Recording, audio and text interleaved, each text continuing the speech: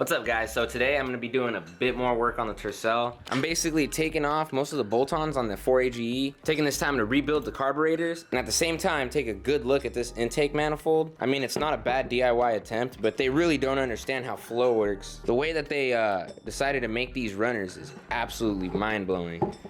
So basically what they did is they just had the exact same size tubing. They threw this on a table vise and it looks like they just kind of compressed it to have an oval shape. And this plate, I don't know if they made it on a mill or if they just kind of drilled it out and by hand just started forming it.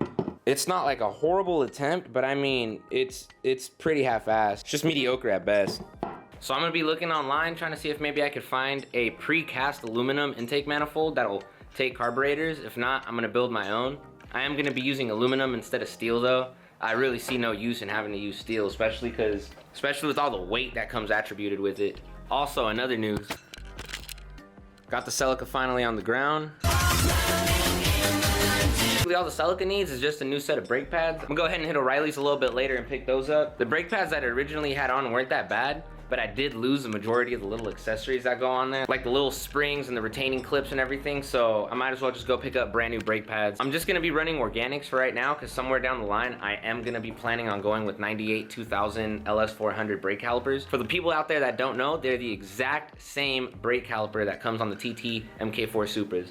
Aluminum, 4-piston, they are awesome at dissipating heat, and they're also really aggressive when it comes to locking up. I mean, I know it's already overkill on a 2,700 pound car, having brakes that are originally on a damn near 4,000 pound car, but I mean, braking's your best friend. You can't have too much of that. So I'm gonna be attempting at mocking up the AE86 spindle that's sitting right there. Good old drilled and slotted rotors. I'm gonna try to mock it up inside of the wheel well, so that way I can get a good idea of where my caster and everything else is gonna sit. Originally, the radius rods on this thing were mounted in the back, since it was front wheel drive and it needed as much space in the front as it could use. But since I'm not using the stock cross member, I basically eliminated the whole need of having a front rack and all the other accessories that are going on there. So after I get the control arm in place with the spindle, I'm gonna then figure out where exactly I'm gonna mount my radius rods, tension rods, whatever you wanna call them. Another issue that I'm facing is the headers just do not want to fit all the way, and it seems like it's just the bottom flange smacking up against the trans tunnel, which is fine because I do have to cut that out. So I'm gonna have to pull the 4AGE back out again since I just wanted it in there for mock-up. I'm gonna go ahead and bolt the T50 back onto this and have it just ready on the side for whenever I'm gonna start mocking up to cut the trans tunnel. Right now my main concern is gonna be figuring out that cross member, getting both spindles figured out, and then that way I can start focusing on the back a little bit more just to get things mounted. Time frame wise, the engine's gonna be the very last thing that I worry about. I still have the original 3AC. I know it runs and it matches up to that T50 trans, so if worse comes to worse,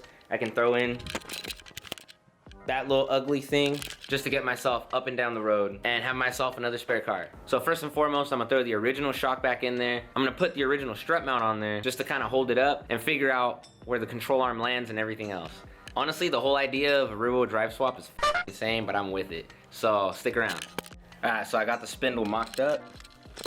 And it didn't come out that bad, to be honest. Right now I'm just trying to figure out that radius arm. And that's basically how it's gonna sit with the wheel. The camber plate situation is gonna be a bit of a hassle. I do have these 240 camber tops that were left over from the max speeding rods coilovers. They're almost the exact same bolt pattern, so I'm only gonna have to open it up a little tiny bit. I'm actually thinking of just ovaling these out, making a plate that goes over the top that I could weld in just to help reinforce and then bring this thing through. I should have pretty decent camber alignment with that thing. For the radius arm, I have the bracket pretty much sitting exactly where I want it to sit. I'm actually able to utilize one of the old crossmember mount locations for one of the bolts. So all I have to do is just make a little plate, weld a little nut on the other end, cut a little square out on the actual rail, weld that in, and that way I'll have something to bolt up the front. Another problem that I'm gonna have is the rack and pinion. The frame itself actually starts curving down, so I might have to notch it on both sides. My other option is actually dropping the steering rack a little bit lower, so in that way I can actually clear the rails. I'm gonna see if I can find a KE70 manual steering rack. I don't really want to go towards power steering. I do have the AE86's old rack, but it was a power steering one.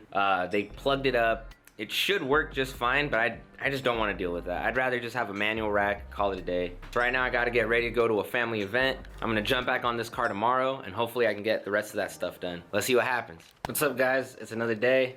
I went ahead and started disassembling the 1UZ. Took the majority of the accessories off. Already got the torque converter off. So once I get that flywheel off, I'm gonna throw in the Autosport Engineering one just to see how it fits, just to make sure everything's good. Then I'm gonna take everything back off. I'm gonna do a compression test on the 1UZ, see how everything feels. I did pull it out of a running car. I did drive the car for about an hour and the car felt absolutely fine, besides the fact that I had a few like traction control errors. So yeah, let me get this flywheel off, try on the Autosport one and see how it looks.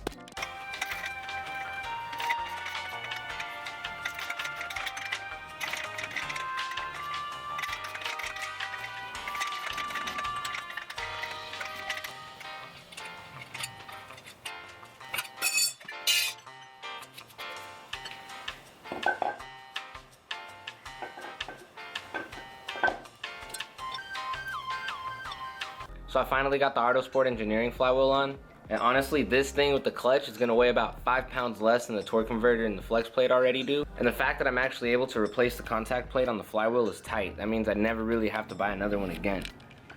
Hopefully. But yeah, definitely this 1UZ is filthy. I'm gonna have to more than likely go through and change the majority of the gaskets and seals. I don't know what the condition of the belt is, but you can start to see little lines from the ribbing, so I'm assuming that timing belt's ready to go. Now on the transmission end, I finally cut the bell housing so that way the throttle bearing fittings can come out through the side. So getting everything together isn't the hard part. The one thing that's gonna set me back realistically in this project is I have to make a new wiring harness. I have to figure out what sensors I'm gonna keep, what I'm gonna eliminate, and then I gotta buy an aftermarket ECU. Hopefully I can find a base map tune just so that way I can run the 1UZ, which by the way, I gotta convert it over to map because I am not keeping it mass airflow.